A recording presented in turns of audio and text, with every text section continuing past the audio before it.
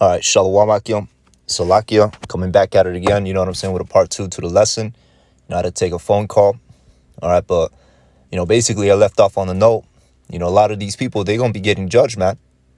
All right, now we just going to hit a quick precept, dealing with that. All right, the average, household in the U.S.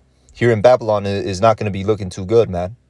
All right, they're going to go through some, they're going to go through some judgment. All right. So we're going to go to the book of 2nd Ezra chapter 15, verse 18. All right, it reads, "For because of their pride, the city shall be destroyed. So like the city shall be troubled. The houses shall be destroyed, and men shall be afraid." All right. Now this is, generalizing the pride, the overall pride here in Babylon, man. Because there is a prideful spirit amongst these Babylonians in general. Just that prideful, you can't tell me nothing. You know what I'm saying? I do what I want. I do, do as thou wilt spirit. Basically worship yourself. You know what I'm saying? But, with the lesson being centered around, these women, all right, that is a sign of pride right there. The fact that you had a man that wanted to, bring some order into the marriages, if you will, like into the dynamics between man and woman. All right. And then, he dies, right, because of a heart attack or whatever. And then you got all these women, you know what I'm saying? Hey, that's the spirit right there. Hey, but you got all these women celebrating his death. And now look what just came in. Russia halts gas supplies to Finland. Yo, man, as we talk, these prophecies are unfolding, man.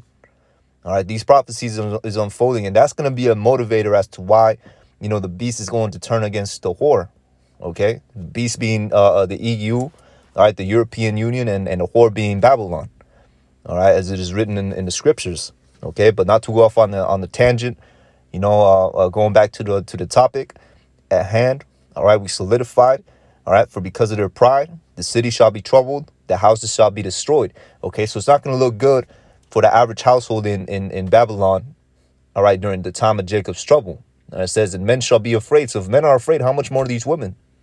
All right, these prideful, G.I. Janes, all right, the strong, independent woman. That's all that's going to fly out the window in Jacob's trouble. All right, and that's just the transition. Okay, that's another thing too. Don't get it twisted. That's just a transition. All right, because what's going to happen is the Lord is doing away with Esau's rulership, all right, and ushering in the kingdom of heaven, all right, where Jacob is going to be ruling, under Yahweh Shai. All right, we're going to be ruling righteously, and everything's going to be in order. All right, that order that certain parts of that order that Kevin Samuel was trying to bring in. Woman has to submit to a man, and a man could have more than one woman. All right, guess what? That's going to be something that's going to be enjoyed in the kingdom, and it's coming fast. All right, you saw that little notification right there. It's coming fast. Okay, and men shall be afraid. Verse 19, a man shall have no pity upon his neighbor, but shall destroy their houses with the sword and spoil their goods. And guess what? Whether these women like to believe it or not, they're part of the goods, man. All right, they're part of the goods. Okay, all that, I'm my own woman and this and that. All that independent talk is going to be out the window. All that feminism talk is going to be out the window. All right, when there's some dude, you know what I'm saying, that's been lusting after you and he got the means to pillage your house, right? Lusting after the so-called a certain woman, got the means to pillage your house, right? And then boom, he does it, and he takes her husband out the way, and now she's there, defenseless. Guess what? That's it, man. All right, she's gonna be a spoil, okay? And it says because of the lack of bread and for great tribulation. All right, basically, all hell breaking loose. You know what I'm saying? And it says the lack of bread. All right, you got the coming famine here in Babylon. You got the birds catching the chickens and the turkeys, they catching that bird flu. All right, you got the food plants that's being burnt down and blown up. Lord knows how that's happening, but that's ultimately Yahweh Shem Yahweh Shai, man. Okay, so these women's gonna be going through some stuff, man. All right, we could bring out Isaiah 32. Let me see. This may as well just get it real quick. Hit a couple precepts on that. All right, or hit a key point. All right, so Isaiah 32.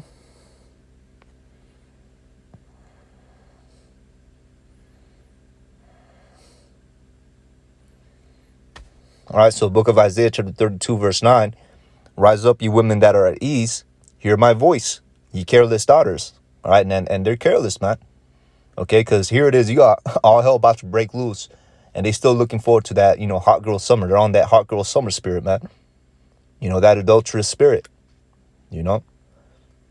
Live your best life, you know what I'm saying? Get the money, buy whatever, fashion is, buy whatever the clothes is in fashion, that's all they care about, man. They're not looking, you know what I'm saying, at what's really going on. They're more caught up in the gossip of these celebrities and whatnot. So that's the sign of carelessness. All right. And also too, the fact that they this devil, get set it up to where they're at want for nothing. All right. So it says, give ear unto my speech. All right. This meaning this prophecy. Many days and years shall ye be troubled, ye careless women, for the vintage shall fail and the gathering shall not come. All right. So these women's going to be troubled, man. All right. The vintage shall fail, the gathering shall not come. Everything, that this devil was giving them is going to fail. All right. A good example of that is chivalry.